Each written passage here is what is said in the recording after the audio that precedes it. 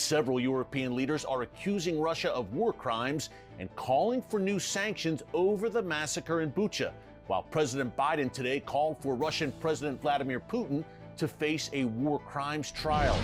Now with the latest from Ukraine and the rest of the news you need to know, here's correspondent Eric Stackelbeck. Just weeks after criticizing Twitter for stifling free speech, Tesla CEO Elon Musk has purchased a large stake in the social media giant. Musk now owns a 9.2% share of Twitter, making him the company's largest outside shareholder. Twitter stock soared over 24% today upon news of Musk's purchase. Meanwhile, a weekend of deadly shootings nationwide. First in Sacramento, where police are searching for multiple suspects after a mass shooting left 6 people dead and 12 more wounded. Gunfire broke out following a large street fight early Sunday morning in the city's downtown section. Over 70 shots were fired, killing 3 men and 3 women and hitting nearby buildings. A stolen handgun was recovered at the scene. Meanwhile, 1 person was killed and 11 more wounded when at least 2 people opened fire during a fight at an outdoor concert early Sunday morning in Dallas. Those suspects are also still at large. And in Chicago, 18 people were shot and 1 killed in shootings across that city over the weekend.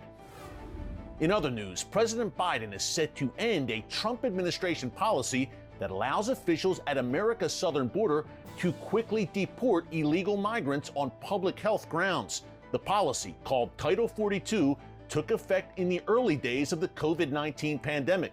The Centers for Disease Control and Prevention now says the Biden administration will terminate the policy next month. West Virginia Democrat Senator Joe Manchin called it a frightening decision and said that Title 42 has been an essential tool in combating the spread of COVID-19 and controlling the influx of migrants at our southern border. Over 2.5 million illegal migrants have entered the U.S. since Biden took office in January 2021. An untold number of those migrants have been dispersed to communities across the country on overnight charter flights by the Biden administration without the consent of the communities. Now to Ukraine, where international outrage is growing over apparent Russian atrocities against civilians. The lifeless bodies of hundreds of civilians have been found in towns near the Ukrainian capital, Kyiv. In one of those towns, Bucha, Ukrainian officials say Russian troops committed a massacre. Satellite images show a 45-foot-long trench dug on the grounds of a church where a mass grave was uncovered. Several European leaders are accusing Russia of war crimes and calling for new sanctions over the massacre in Bucha, while President Biden today called for Russian President Vladimir Putin to face a war crimes trial. Russian officials denied civilians were killed in Bucha. They say the images were faked by Ukrainian forces as a, quote, provocation. And that's the news you need to know. Doug? With all the pain and hardship in the world, we do like to end on a positive end note, so here it is. Police in Oceanside, California, have been looking for 30 people. No, not to arrest them, but to give them money.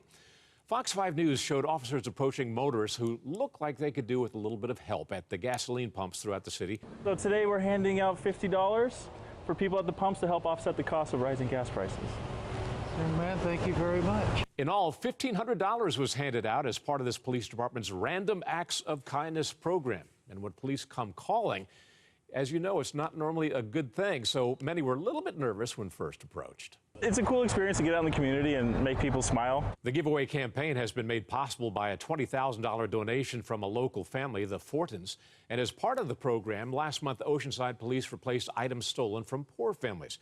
Good for the Oceanside Police Department. I'm Doug McKelway. For everybody at Centerpoint, we hope you have a great night.